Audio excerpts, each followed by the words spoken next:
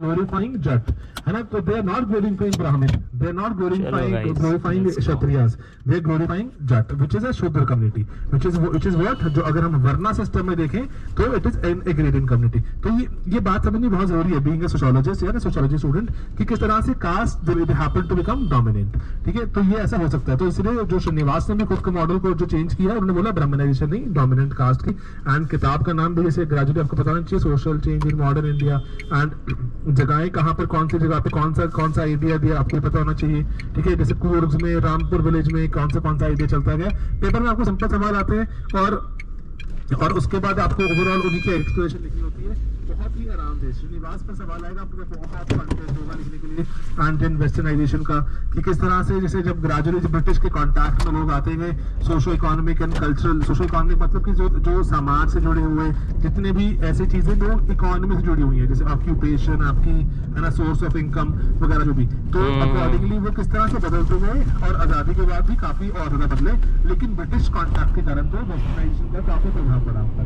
सबसे पहले कॉन्टैक्ट में था, उनको बोलते हैं प्राइमरी वेस्टर्नाइजेशन। जो उनके कॉन्टैक्ट में आए, जो जैसे हमारे ब्रह्मो समाज के वहां पर जब राजा राम मोहन राय है, वो प्राइमरी वेस्टर्नाइज्ड है।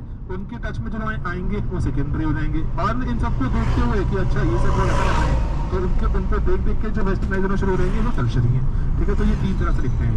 एंड फिर विलेज की स्टडीज पर विलेज की स्टडी इन्होंने क्या बोला कि जैसे विलेज को माइक्रोकॉस्म ऑफ इंडियन सोसाइटी मान सकते हैं हम, ठीक है? तभी तो हमने पढ़ा था ना, वो बोला माइक्रो एंथ्रोपोलॉजिकल इनसाइट से मैक्रो सोशियोलॉजिकल सिविलाइजेशंस बना दी उन्होंने। तो इसीलिए वो क्या बोलते हैं कि एंड पर्टिकुलरली वो क्या बोल रहे हैं कि हिंदुइज्म का जो स्प्रेड है, हिंदुइज्म कैसे फैलता है, बिकॉज ऑफ संस्कृताइजेशन। क्योंकि ओवरऑल जब देखते हैं कि जैसे जनरली कि बहुत सारे लोग हैं जो समाज में उनको हायर जो प्रेस्टीज चाहिए एक्सेट्रा, तो अकॉर्डिंगली वो ब्राह्मण वेज ऑफ लाइफ अपनाना शुरू कर देते हैं ताकि समाज में प्रेस्टीज मिले।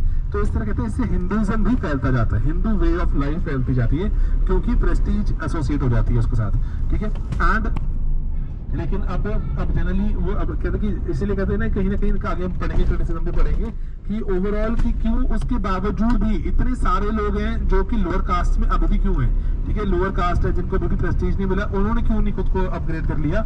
अगर इतना ही आसान था तो अपग्रेड करना, तो कहते हैं उसको एक्सप्लेन नहीं कर पाते। लेकिन nonetheless he presents a brilliant theory, ठीक है? कि कैसे कैसे प्रोसेस हुआ होगा चेंज, किस तरह से जो बहुत दूसरी कास्ट किस तरह से they happen to come on top, ठीक है?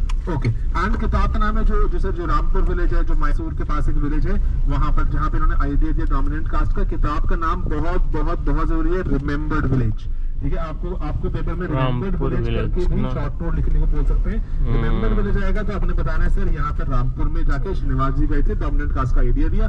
क्या आइडिया दिया आपको पता है डोमिनेंट कास्ट क्या होती है? क्योंकि इन्होंने पहले ब्राह्मणाइजेशन का समझाया था कुछ, वो बात जो कंप्लीट थी लेकिन इनकम्प्लीट थी, ग्रेजुअली कंप्लीट करने के लिए उन्होंने आइडिया दिया संस्कृताइजेशन का, एंड डोमिनेंट कास्ट वहां पे रिक्वायर्ड थी, एटसेट्रा एटसेट्रा, ठीक है? अब जो ये कास्ट पर इनके विचारधारा क्या है, तो ये कास्ट में क्या बोलते हैं कि किस तरह से वेरियस कास्ट इंटरडिपेंडेंट है, क्योंकि स्ट्रक्चरल फंक्शनलिज्म है नहीं, तो यहाँ पर वो कहते हैं कि किस तरह से वेरियस कास्ट